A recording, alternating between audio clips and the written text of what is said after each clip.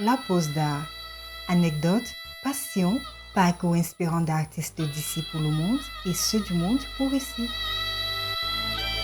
Nous sommes dans l'atelier Hive Studio, situé dans le quartier populaire Nkomondo du plasticien Jean-David Cotte. JDN est né en 1989 à Douala, au Cameroun, où il vit et travaille. Après un bac en peinture à l'Institut de formation artistique de Mbalmayo, IFA, il intègre l'Institut des beaux-arts de Fumban, où il obtient une licence en dessin et peinture. Le travail de Jean-David Cotte dépeint la condition humaine. S'il s'est un temps concentré sur la thématique de la migration, il s'intéresse depuis 2022 à l'exploitation des matières premières en Afrique et aux enjeux économiques comme politiques qui l'accompagnent. La pause d'art. Bonsoir Jean-David. Bonsoir Yvan. Ça fait quand même un bout qu'on se connaît. Ça fait, je sais pas, plus de 5 ans en tout cas qu'on se connaît. Parce qu'il faut dire que tout a débuté avec le projet Behind the Portrait. On a véritablement commencé à travailler ensemble. Mais avant ça, on a fait notre première expérience en 2016, entre 2016 à la Biennale de Dakar. Voilà, tout à fait, où nous étions invités par Bill Kwelani, les ateliers Sam. Ouais, ça c'était une très très belle expérience. On évoquera probablement ça au courant de l'entretien. La question est simple, la toute première, c'est comment tu es arrivé à là, Jean-David? Je pense que j'étais quelqu'un qui était plus attiré par la technique, tu vois, par faire quelque chose de manuel, faire quelque chose avec mes 10 doigts. J'avais vite compris que peut-être l'intellect, c'est pas trop ma tasse. Donc, du coup, je me suis vite orienté vers la technique. Donc, je faisais beaucoup. Pourquoi? Parce que j'étais quelqu'un de bricoleur. Quand j'étais enfant, je bricolais énormément. Et ces bricolages ont été les premières choses qui m'ont fait gagner des sous. Donc, la petite menuiserie. J'ai eu la chance que ma maman était dans une société de la place qui faisait du bois en Mbalmayo. Et cette société fabriquait des petits lamelles qu'on utilisait pour les plafonds. Donc, oui, c'était les lambris. Oui. Voilà. Et ces lambris étaient vraiment très variés. On avait des décorations sur ces lambris-là, des fruits. Donc, nous, on partait parfois ramasser ça dans les déchets et on ramenait à la maison. Et moi, je fabriquais des tabourets avec. Et ces tabourets-là me permettaient d'avoir mes premiers sous bricoleurs depuis pas mal de temps, depuis l'enfance. Mais après, quand même, le dessin commence à s'imposer. Non. Il faut dire que jusqu'à là, on ne parlait pas de dessin, on ne parlait pas d'art. C'est quand je quitte Mbalmayo pour la première fois et que je viens sur Douala, parce que la grande sœur de ma maman a demandé qu'on quitte Mbalmayo, puisque maman n'avait pas suffisamment de temps pour nous aller au travail et s'occuper de nous. Nous sommes allés nous installer à Koto Immeuble. Oui. C'est là-bas que j'ai vraiment commencé, j'ai fait mon primaire et j'ai fait le lycée de Makepe. D'accord, mais du coup, à Koto Immeuble, comment c'était ton enfance? Mon enfance était comme pour tout enfant. Hein. À Koto, pour ceux qui connaissent Koto Immeuble, Antenne Koto, c'est vraiment des immeubles où tout le monde est chez lui. Hein. Ouais, quand vous entrez, c'est fermé. En fait, voilà, les immeubles de la SIC. Donc quand tu entrais, donc tout le monde on guettait par la fenêtre. Mais on avait quand même l'occasion que le week-end, on pouvait sortir nous tous là dehors, on joue au ballon, tu vois. J'avais une vie normale, comme tout enfant. Voilà. Mais le véritable problème, c'est que j'ai eu la chance de me retrouver dans un immeuble EP, et moi j'étais à l'appartement E02. Et dans tout cet appartement-là, il y avait des dessinateurs. Et après, j'avais des camarades à l'école qui dessinaient très bien. Mais la chose va véritablement commencer à pousser par beaucoup de frustration. Quand je parle de frustration, là, je parle du fait qu'à l'école, on avait des exercices, surtout des exercices de sciences. Et où on demandait à tout un chacun de dessiner le cœur, l'appareil respiratoire, l'appareil circulatoire, l'appareil digestif, le squelette, les os. Bon, moi, je n'avais pas donc cette aptitude de faire tout cela. Donc, je me rapprochais généralement de mes camarades qui le faisaient très bien. Et tu pouvais donner 50, 25. Le gars te faisait ton devoir et il te remettait. Donc, voilà comment moi, je jonglais. Mais les choses se sont corsées à un moment quand je me retrouvais coincé. Que je donne même l'argent. Parfois, les gars ne viennent pas. Oui. Donc, je me trouve en train de prendre une correction à l'école parce que je n'ai pas fait le devoir. Donc, du coup, je me suis dit, bon, il faut que je commence quand même à marcher avec les gars. Donc, je me suis lié, tissé d'amitié avec ces gars. Donc, quand ils dessinaient, je venais, je regardais. Je demandais à un ami comment on fait. Il me dit, non, fais comme ça, fais ceci. Ben voilà comment j'ai commencé à m'intéresser à la chose.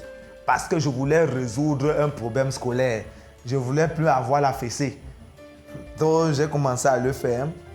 Et du jour au lendemain, je ne dessinais pas forcément bien. Ce qui est toujours le cas aujourd'hui. Je dis toujours aux gens que moi, quand les dessinateurs parlent, moi, je peux vraiment pas mettre ma bouche. Et ça, c'est une sincérité que je pense que chacun de nous devrait avoir. Nous ne pouvons pas avoir les aptitudes partout. Mais reconnaître quand même ces difficultés, c'est déjà une bonne chose. Je connais mes forces, je connais mes difficultés. Le dessin et moi, ça n'a jamais été quelque chose, un amour vraiment très particulier, franchement. Mais à l'école, je me rendais compte que malgré que je dessinais toujours à gauche, mais quand je prenais mes crayons de couleur et que je mettais, je me retrouvais avec une moyenne supérieure à ceux qui étaient dessinaient des experts. Tu vois. Du coup, le goût a commencé, comme tout gars, j'ai commencé un peu à narguer mes potes. Je leur ai dit, mais voilà, vous dessinez bien, mais voilà, j'ai la note plus que vous. Bon, les petits intrigues des enfants quand on est à l'école. Donc, j'ai continué à marcher avec les gars, mais le déclic est véritablement arrivé au moment où j'ai fait la rencontre hasardeuse avec un dessin sorti d'un livre d'une religion de la place. Quand c'était le dessin, jusqu'à aujourd'hui, j'ai l'image du dessin. Je ne sais pas où est-ce que je vais retrouver ce livre.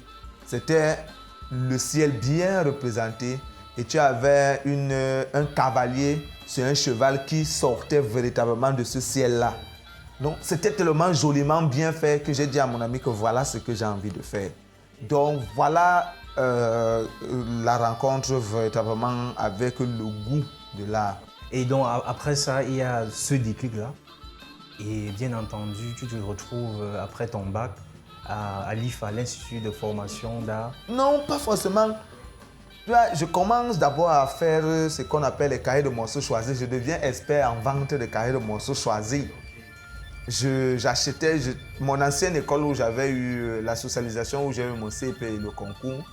Quand je suis allé au lycée de Makepe, je suis allé les voir. Je leur ai dit que bon, moi je vais vous proposer les cahiers de morceaux choisis. Donc j'ai fait des échantillons, je leur ai dit bon, je vais vous proposer les morceaux choisis. Et je travaille avec d'autres gars qui dessinaient pour faire des dessins. Moi je peignais, je faisais des couleurs, je découpais, moi je coloriais. Les gars faisaient les dessins. Bon voilà comment j'avais gagné moi mon marché, non? J'avais les cahiers même, je faisais vraiment les cahiers de 200 cahiers. Et je partais poser là-bas à l'école. On vendait le cahier à 1000 francs. Pour ceux qui ne savent pas ce que c'est qu'un cahier de morceaux choisis, ce sont des cahiers qu'on a au coût moins d'eux, qui sont joliment dessinés avec beaucoup de pour préparer en fait le CEP à l'époque. Aujourd'hui c'est le CEP, mais avant à notre époque c'était le CEP. Ouais, certificat d'études primaires et élémentaires. Et c'est vraiment la partie ludique de cet examen-là. De cet examen. Okay, donc que beaucoup ne savent même plus faire. Je me demande, parce que non, c'est pour nous, on faisait nos cahiers de morceaux choisis. Donc passer avec une partie chant et une partie récitation. Voilà. Donc, je crois que voilà un peu. Et je déménage de Koto en 2000 et je viens m'installer en Komondo. Et là, je fais une autre rencontre. Derrière la maison familiale, il y avait donc un monsieur qui s'appelait Sinclair. Et lui faisait vraiment de la peinture, il faisait du design, des petits meubles joliment faits, mais en même temps, il faisait de la peinture, il peignait des masques et autres. Et voilà comment je bricolais mes choses. Un frère me dit, mais tu as quelqu'un derrière toi qui fait ça, non? Va de temps. Alors comment je pars chez le monsieur, je commence à travailler. Ma première peinture que j'ai faite là-bas chez lui, avec la peinture émail, La seigneurie à huile, Ah, oui, et maille. C'était un masque... Toxique. Oui, toxique là, oui. C'était un masque fan que j'avais réalisé. Et comme ça, j'étais ici au CPD. Je fréquentais là au CPD. Après, je suis allé au lycée d'Aqua. Et du lycée d'Aqua, j'ai rencontré donc maintenant le feu Viking Kangagné, qui a commencé véritablement à me donner les rouages, des trucs. Entre-temps, j'avais rencontré quelqu'un comme Kolo Nazer, avec qui je travaillais, Tefolo Merlin, avec qui je travaillais. Qui sont tous des artistes plasticiens. Qui sont des artistes plasticiens. Voilà comment je commence à côtoyer vraiment des artistes. Donc les premiers artistes que je rencontre, c'est Kolo Nazer, Tefolo Merlin et maintenant après Père Viking. Et c'est oui, de regretter mémoire. Et c'est comme ça ensuite Merlin va me dire, à côté de ta maison, il y a un autre artiste là, il s'appelle Hervé Youmbi. Voilà comment je fais donc la rencontre de Hervé Youmbi. Donc quand je fais donc la rencontre de Hervé Youmbi, j'étais devenu un peu trop casse-pied à l'école, parce que je n'allais plus trop à l'école. La pose d'art. Mon oncle, Abraham Côte, dans ses recherches, se rend compte qu'il y a une école qui est en Balmayo qui peut me donner les diplômes et faire mon art normalement. Donc voilà comment il va proposer cela à la maman. La maman n'était pas très d'accord, quoi, parce que j'allais aller vivre seul. Ok. Bon, mais la chance que... Mais elle n'était pas contre le fait que tu t'orientes dans l'art. Si, elle était contre. Parce que son gros souci, c'était les diplômes. Et elle se disait que quand je vais aller là-bas, vraiment, est-ce que c'est... Bon, au final, elle a dit à mon oncle que c'est ton fils, tu en fais ce que tu veux. Moi, je n'entre pas là-dedans, je ne suis pas forcément d'accord avec cette histoire-là. Mais bon, si tu as décidé qu'il aille et qu'il accepte d'aller, moi, je veux seulement avoir les diplômes. Donc, voilà comment je vais intégrer l'IFA, l'Institut de formation artistique de Balmayo. On est comme ça en 2006. Et donc à l'IFA, tu arrives à l'IFA. J'arrive à déjà l'IFA. avec ce background d'artiste parce que tu pratiquais quand même déjà. Si on peut dire, je barbouillais. Quand tu arrives là-bas, comment se passe la formation? Dans quelle ambiance ça se fait déjà? Déjà, je suis rétrogradé en 3e année. J'avais peur parce que je découvrais quelque chose. Moi, je me retrouvais avec des gars qui avaient commencé cette formation depuis la première année. Donc, moi, je viens prendre le truc en cours. Et la seule chose que j'avais comme avantage, c'est le fait d'avoir fait la générale. Donc, ça veut dire que les matières généralistes, c'était plus trop... C'était pas compliqué pour toi, pour moi, voilà. Donc, le plus dur était les matières techniques. Donc, c'est là où je découvre les matières comme la géométrie descriptive, je découvre l'histoire de l'art, je découvre, il y avait encore quoi là, le dessin même, je découvre la céramique, donc, parce qu'on essayait la sculpture, il y a pas mal de choses qu'on essayait. Je découvre donc, beaucoup de matières que pour moi, je ne savais pas que ça existait. Donc les premières années n'étaient pas faciles, donc il fallait s'adapter, surtout sur le plan technique. Mais jusqu'à présent, je dis, ce sont les meilleurs moments que j'ai passés parce que j'ai eu la chance, pendant ce passage, de rencontrer M. Kanté, qui est devenu en quelque sorte, qui est devenu mon mentor, qui m'a accompagné. Après, à la suite, il y a Ginette Ndale, la feu Ginette Ndale que j'ai rencontré aussi en Balmayo, qui ont été des gens qui m'ont véritablement, sur qui je pouvais travailler. Voilà. Je me souviens que l'apprentissage même du portrait, je l'ai fait entre les mains de la feu Ginette, dans son atelier. Donc, je me souviens même cette toile-là, j'ai dû la vendre à une de mes tantes. La formation était vraiment bonne, mais comme toujours, il y a toujours des frustrations d'étudiant à étudiant, quoi. Quand j'arrive donc au second cycle, donc la seconde, je rencontre beaucoup d'amis tels que les Talimborg, qui viennent nous retrouver parce que Talimborg nous retrouve en seconde. Parce qu'en Louis-Land, les Kem Kem Noah Frank et plein d'autres. Voilà. Eux, c'était des gars, techniquement, Kem Kem, quand on parle du dessin, c'est... Il était prêt. Quand tu vois Téli faire le dessin, gars, toi tu es là, les gars dessinent de mémoire, toi tu n'es même copié quand le dessin comme ça, tu n'y arrives pas. Tu n'arrives pas. Ouais. Toi, tu vois, c'était vraiment assez puissant et que tu sentais que, gars, il y avait les trucs. Mais tu te battais quand même à ton niveau à avancer. Tu sais, des fois, la meilleure façon de comprendre un artiste, c'est de connaître sa vie. Mais tu vas à Mbalmayo, tu es quand même tout seul dans cette ville-là. Comment tu vis comment tu vis à Mbalmayo? C'est-à-dire, en dehors des études, qu'est-ce qui se passe pour toi là-bas? Je crois que la manière dont je vis aujourd'hui, c'est toujours comme ça que j'ai vécu en Mbalmayo. 1, je n'ai jamais habité à côté de l'école. 2, très peu de mes camarades, et ça c'est quelque chose que je ne comprends pas, je retiens les noms. Très peu. Non, quand je te dis très peu, ça veut dire que ce sont ceux avec qui j'étais peut-être très proche, ou bien quelqu'un qui m'a frustré et que j'ai décidé de garder la personne en mémoire. Parce que pour moi, les frustrations, la chance que j'ai eu, les frustrations, je les transformais en challenge. Pour montrer un peu à la personne que ce que tu as dit, je serais capable de le faire. Donc pour moi, il ne fallait pas que j'oublie la personne. Donc, je n'étais pas le genre d'étudiant qui était dans les bandes d'amis, qui peut te dire, avait une vie avec les sorties passées.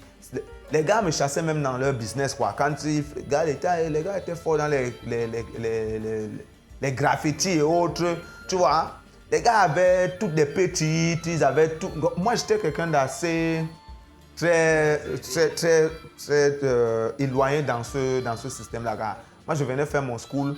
Non pas ça, mais je me sentais un peu mise à l'écart. Je ne sais pas, je n'avais pas l'aura que les gars avaient, la facilité de se faire, d'avoir des trucs. C'était pas trop ça. Tu vois, mais c'est une vie que jusqu'à présent, je continue à la mener. J'ai toujours la vie de quelqu'un qui est un peu très solitaire, hormis le milieu dans lequel je me trouve. C'est l'une des choses que parfois qui me ramène même des problèmes avec ma propre femme. Parce que quand je suis à la maison, je suis un peu très distant. Tu m'entends parler avec beaucoup d'abnégation, beaucoup d'aisance. Ça veut dire que je suis dans mon boulot. Mais sortir de cet endroit-là, je n'ai pas grand-chose à dire. C'est plutôt un taiseux. Voilà, je n'ai pas grand-chose à dire, quoi. Donc voilà un peu comment moi j'ai... Mais ça me rassure, tu sais, parce que c'est un peu ce que moi je suis quelque part, tu vois. Et beaucoup de personnes, des fois, m'ont voulu croyant que je me prends la tête. C'est-à-dire, je te vois 1 an plus tard, je me rappelle même plus qui tu es, ton nom et tout. Ça me rassure, au moins ça va, quoi. Donc, très peu de mes camarades, je retiens leur nom. Moi, je retiens le nom, vraiment des gens qui m'ont marqué, des meilleurs, des gens qui bossent, ça reste. Mais dis-moi, parce qu'il y a quand même aussi quelque chose dont j'aimerais que tu nous parles un peu. Tu nous parlais tout à l'heure de ta pratique, le fait que tu étais dans l'atelier de quelqu'un comme la Ginette Dalleux de Regretter Mémoire, ou Jean-Jacques Kanté avec qui tu bossais. Il y avait quand même un problème lié au matériel. Comment tu faisais? Bon, je peux te dire que nous tous, on a eu ces problèmes. Pas seulement en termes de matériel, je n'ai pas utilisé beaucoup de matériel professionnel. À cette époque-là? À cette époque-là. Nous, on peignait avec les colorants. Donc, les teintures de seigneurie, j'achetais les seaux de Pantex, je teintais, je mettais la colle à bois et je tournais. Le seau de Pantex, la peinture blanche? Oui, le Pantex 1300. Je mélangeais et c'est ça qui me servait. J'avais quelques petits tubes de couleurs par-ci, par-là, tu vois. C'était pas vraiment le matériel pro. Mon premier matériel pro que j'ai, c'était le jaune primaire que j'ai acheté parce qu'une de mes tantes m'avait appelé pour décorer la chambre d'un nouveau-né. Et je n'avais pas le jaune. Et j'ai demandé les sous. Voilà comment, à l'époque, la Tchékénis vivait encore. Et c'est là où j'avais acheté le franc bourgeois. Donc, le franc bourgeois. C'est là où j'ai acheté donc, c'était les trucs de 700 millilitres. C'était ma première couleur que j'ai utilisée pendant que j'ai léché. Ça, c'était ma première couleur. Tu vois, donc, à l'école, je me battais à avoir quelques tubes de peinture à huile. Et à l'époque, l'IFA nous donnait les couleurs à l'école pour travailler en atelier. Un peu, non? Et après, je profitais aussi de le matériel des amis pour avancer. Mais moi, je pense que j'ai eu la chance d'être ce genre d'apprenant qui se battait à avoir son matériel. Quand je rentrais sur Douala, je jonglais entre mes oncles, les tatas, je faisais des petits trucs, je donnais à mes tatas. Et je me battais à faire des petites ventes de trucs, ceci, par là. Ouais, et ce qui les fait qu'à la commandes de rentrée, portraits, des choses les comme ça. tontons me donnaient de l'argent, les amis, des connaissances comme ça. Je partais me plaindre que papa, je dois bientôt rentrer à l'école, mais j'ai besoin de tel matériel. Il me dit, il te faut combien? Je liste le matériel, je dis bon, je vais t'acheter ça. Donc voilà comment moi je faisais pour avoir la chance que moi j'ai eu d'avoir mon matériel, voilà, et d'avancer. La pose d'art. Tu finis par un bac en peinture. En peinture, oui. Tu fais quoi? Tu décides d'aller directement à l'Institut des Beaux-Arts ou qu'est-ce qui se passe pour que tu Nous, te on a eu retrouves? la chance que l'année où nous on sortait, c'est là où les écoles de Beaux-Arts ouvraient officiellement. Ah, et c'est comme ça que moi, je vais aller... Mais je vais te poser une question vite fait. Mais quand tu arrives justement aux Beaux-Arts cette année-là, tu te dis c'est vraiment de la chance ou bien tu dis merde, j'aurais peut-être dû aller ailleurs? Parce que de ce qu'on connaît des Beaux-Arts déjà, il n'y a pas d'infrastructure, il n'y a rien. Tu viens de l'IFA où je sais que vous avez quand même eu, même pas quand même, vous avez eu une très bonne formation. Ouais. Tu dis qu'est-ce qui se passe? Nous, notre souci était de savoir, après le bac, qu'est-ce qu'on fait. Toute notre génération, là, on se posait... D'autres allaient à Guayaquil, moi, je ne pouvais pas aller à Guayaquil parce que je connaissais personne à Yaoundé. Donc, il fallait que je rentre ce doigt-là. Je te posais la question Quelle est qui a la seule faculté d'art, machin. Voilà. Mhm. Donc, on se posait tous la question que qu'est-ce qu'on va faire. C'est M. Kanté qui nous dit donc non, il y a les écoles des beaux-arts maintenant, vous pouvez postuler. Et c'est M. Kanté qui nous oriente à Fumban. Parce qu'à Fumban, il avait des gens qui connaissaient. Olivier Tima était là.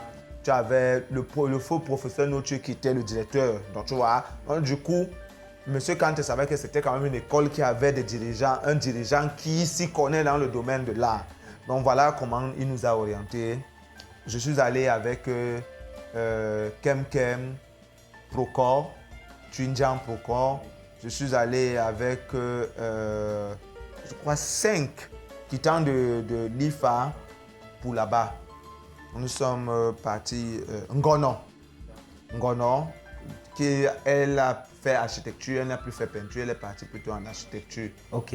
Et donc, du coup, tu arrives, tu as déjà tout ce bagage technique-là. Qu'est-ce que tu apprends ou qu'est-ce que tu penses avoir appris en plus à l'Institut des Beaux-Arts de Fumban? Sérieusement, je pense que techniquement, l'IFA nous avait donné un bagage technique énorme. Parce que pour ceux qui sont passés à l'IFA et qui travaillaient véritablement, au sortir de là, tu avais déjà la matière nécessaire sur le plan technique. Parce que nous, quand on arrivait à Fumban, mais jusqu'aujourd'hui, je peux me tromper, mais ma génération avec laquelle nous sommes restés les meilleurs en termes de production plastique de qualité. Nous sommes restés les meilleurs de cette génération-là. Moi, j'ai fait 4 ans à l'IFA. D'autres ont fait 3 ans. L'anatomie, on faisait déjà ça.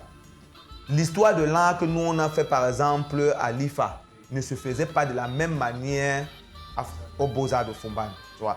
Notre histoire de... Quelqu'un qui a bien appris son histoire de l'art à l'IFA, c'est quelqu'un qui est calé, franchement, en histoire de l'art.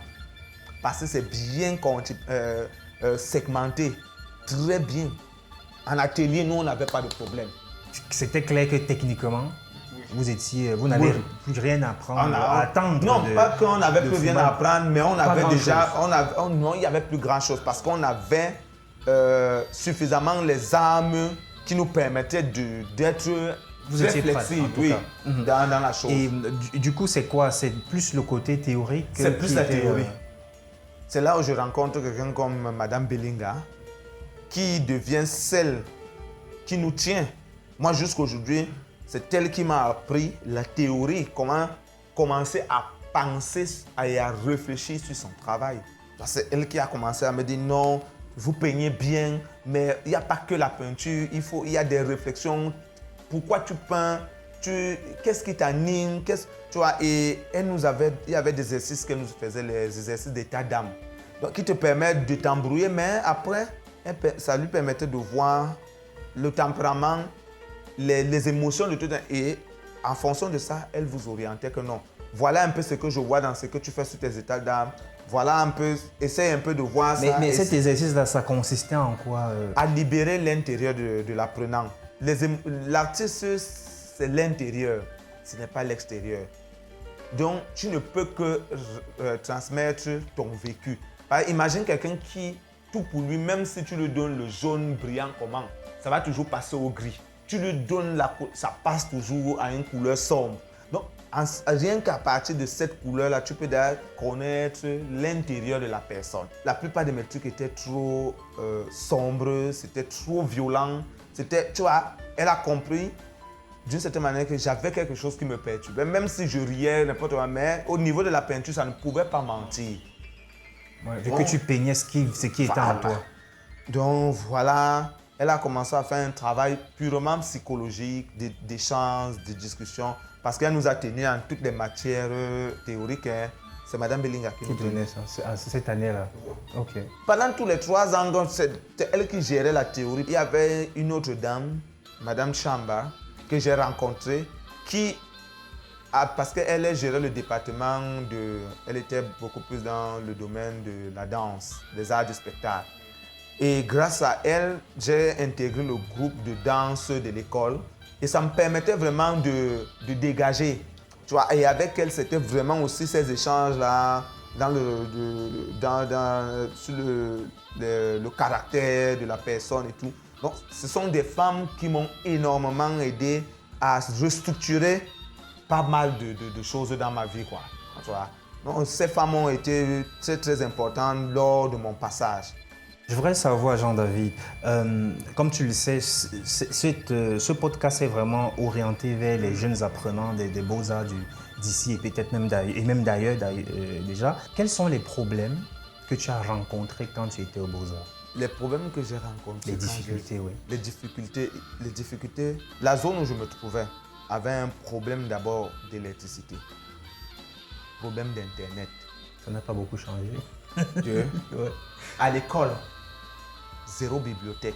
Encore le cas, je crois. Donc, non, plus le cas. Ouais, bon, quand moi je vois la bibliothèque, ce qu'on appelle bibliothèque au département des...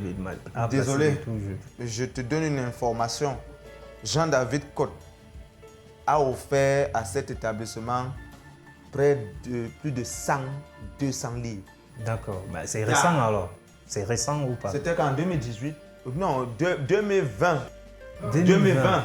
Bah, écoute, moi j'ai tenu des ateliers là-bas ces 2 dernières années. Les livres existent. Moi, je te donne l'information. Les livres existent. La bonne question est de savoir si c'est rendu disponible ou si les étudiants à ce niveau, je ne peux tu pas ne peux pas répondre. Je ne peux pas répondre. J'ai donné des livres. Je sais que j'ai donné des livres.